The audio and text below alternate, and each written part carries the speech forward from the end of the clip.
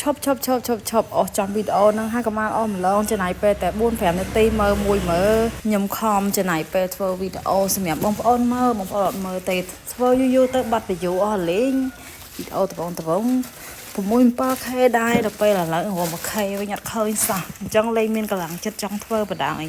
និយាយពីមុខម្ហូបថ្ងៃនេះវិញគឺខ្ញុំធ្វើស្ងោរជ្រក់ជាមួយនឹងផ្សិតច្បើងចាស្ងោរជ្រក់នេះគឺស្ងោរជ្រក់រសជាតិបែបស៊ីឈွမ်းណាបងប្អូនដោយសារតែដុំស៊ីឈွမ်းរបស់យើងឯមុននៅអញ្ចឹងហើយក៏យកមកស្ងោរស៊ុបតែម្ដងទៅឲ្យប្លែកបន្តិចកុំឲ្យថាធម្មតាពេកស្ងោរជ្រក់សាច់មាន់ម្ដងធម្មតាទេថ្ងៃនេះគឺថាបែបមិនធម្មតារសជាតិបែបស៊ីឈွမ်းឯណាណៃអញ្ចឹងហើយក៏ចាប់ផ្ដើមធ្វើតែម្ដងបងប្អូនតែឥឡូវនេះគឺខ្ញុំកូរខ្លាញ់ឲ្យក្ដៅហើយដាក់គ្រឿងផ្សំ 3-4 មុខចូលគ្រឿងផ្សំដែលខ្ញុំដាក់យកមកកូរខ្លាញ់ឈ្ងុយហ្នឹងគឺមានដូចជាស្លឹកក្រូចខ្ទឹមបារាំងគល់លខីហើយនិងខ្ទឹមច្រាមខ្ទឹមសធម្មតាហ្នឹងហើយតែបន្ថែមដុំស៊ុបស៊ីឈွမ်းចូលមួយស្លាបព្រាដុំស៊ុបនេះដែរគឺថាវាសល់តាំងពីថ្ងៃមុនម្លេះអញ្ចឹងហើយក៏យកមកបន្ថែមទៀតហើយអាចទុកស្លបាន2ដងទៀតដោយសារតែខ្ញុំអត់ដាក់ទាំងអស់ទេដាក់វាតែម្ដងតិចអញ្ចឹងណាខ្លាញ់អ្នកផ្ទះចាញ់ក្លិន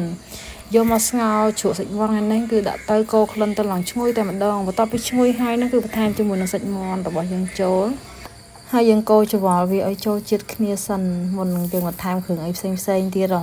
ចាកូរច្រវល់ចុះច្រវល់ឡើងតិចទៅចាកូរហើយហ្នឹងគឺខ្ញុំចាប់ផ្ដើមដាក់គ្រឿងចូលតែម្ដងគ្រឿងរបស់យើងធម្មតាទេមិនខុសអីពីដូចយើងស្ងោរស៊ុបធម្មតានេះខ្ញុំគ្រាន់តែបន្ថែមដុំស៊ុបស៊ីឈွမ်းតែប៉ុណ្្នឹងឯងមានប៊ីចេងមានស្ករចាមានម្សៅស៊ុបហើយនិងទឹកត្រីប៉ុណ្ណឹងទៅគឺយើងធ្វើការកូរច្រវល់វាបន្តិចមកបងប្អូនឲ្យវាលេគ្រឿងឲ្យវាចូលជាតិបន្តិចទៅហើយបន្តមកទៀតហ្នឹងគឺចាក់ទឹក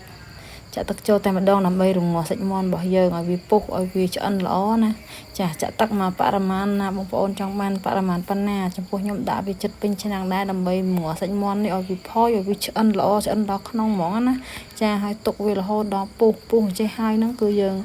បន្ថែមជាមួយនឹងផ្សិតច្បើងរបស់យើងចូលរងាស់វាទៀតឲ្យវាចូលចិត្តគ្នាល្អឲ្យវាចេញជាតិឆ្ងាញ់ពី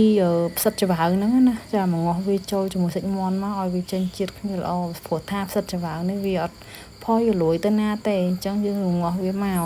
ពេលដែលដាក់ផ្សិតច្បើងចូលទៅមើលទៅឡើងតំណងមែនតែនស្ងោរជ្រក់មួយមុខនេះគឺថាផ្លែតែម្ដងចាឥឡូវយើងមកវាចោលហើយឥឡូវងាកមកច្របាច់ក្រូចចំពោះក្រូចដែលធ្វើមកជូរស្ងោរជ្រក់នេះគឺខ្ញុំផាក្រូចតែជ្រក់បងប្អូន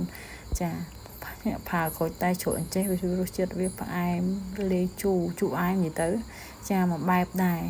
ហើយឆ្ងាញ់ប្លែកទៀតក្លិនឡើងឈ្ងុយតែម្ដងធ្លាប់តែរហូតយើងផាក្រូចឆ្មាដល់ពេលផាក្រូចនេះទៅគឺវាប្លែកម្យ៉ាងដែរចាបន្ទាប់ពីដាក់4-5 ក្រូចច្របាច់ហើយយើងយកគ្រាប់វាចេញបន្តមកទៀតហ្នឹងគឺយើងយកទៅចាក់នៅក្នុងទឹកសម្លរបស់យើងតែម្ដងនិយាយទៅយើងចេះតែច្នៃឲ្យតែបានប្លែកកុំឲ្យវាទៅលន់រាល់ថ្ងៃពេកមិនដឹងថា slow អីទេបងប្អូនហូរនឹកម្ហូបនេះម្ហូបនោះធ្វើទៅខ្លាចអ្នកផ្ទះខ្លាចកូនក៏អត់ចេះហូប slow ទៅចោលខាតចឹងឯងចេះតែនឹកឃើញច្នៃតែម្ដងទៅមានអីឆ្ងាញ់គួរសមដែរតែប្តីខ្ញុំគាត់ថាអញ្ចេះសឡស៊ុបស៊ីឈွမ်းអីហូបទៅមានរសជាតិជូរអែមដូចតុងយ៉ាំវិញខ្ញុំថាហ្នឹងឯងមួយយ៉ាងដែរតាតើតែគាត់និយាយអញ្ចឹងខ្ញុំនឹកឃើញថាវាដូចរសជាតិតុងយ៉ាំមែនហ្នឹងព្រោះអីវាក្លិនឈ្ងុយប្រហើរជូរអែមវាទៅជាមិនមែនស៊ីឈွမ်းណាវាទៅជាដូចរសជាតិតុងយ៉ាំវិញតាបងប្អូនមួយយ៉ាងដែរដល់ពេលអញ្ចឹងហើយទៅស្រស់មាត់ល្អទៀតណាបងប្អូនក្លិនវិញឡើងឈ្ងុយនិយាយផ្សិតវិញចូលជាតិគ្នាជាមួយនឹងទឹកសម្លជាមួយសាច់មាន់ដាក់មួយម៉ាត់គ្រាប់ដុំទាំងមូលអញ្ចឹងឡើងឆ្ងាញ់ឡើងឈ្ងុយពេញមាត់តែម្ដងឥឡូវស្លបានឆ្អិនហើយដួសដាក់ចានដើម្បីហូបបាយបងប្អូនអើយឡើងឈ្ងុយឈ្ងប់ហ្មងចាប្លែកមាត់ហ្នឹងឯនេះដោយសារតែយើងដំបូងគិតថាស្ងោរជ្រក់បែបធម្មតាដល់ពេលបើកទូទៅឃើញដុំស៊ុបអញ្ចឹងហើយក៏យកមកដាក់ដុំស៊ីឈွမ်းហ្នឹងមកដាក់តែម្ដងរសជាតិឡើងអែមហ្មងឈ្មោះស្ងោរស៊ុបបែបស៊ីឈွမ်းទេប៉ុន្តែរសជាតិបែបតុងយ៉ាំវិញប៉ុន្តែវាឆ្ងាញ់រសជាតិដូចមិនក៏ដូចទៅសំខាន់វាឆ្ងាញ់ណាបងប្អូនអញ្ចឹងបើសិនជាបងប្អូនមិនទាន់បានសាកអីអាចសាកធ្វើបានណាព្រោះថាស្លតុងយ៉ាំក៏បានដែរផាគ្រឿងនឹងដូចគ្នាព្រោះថាវារសជាតិវាដូចគ្នាហើយបងប្អូន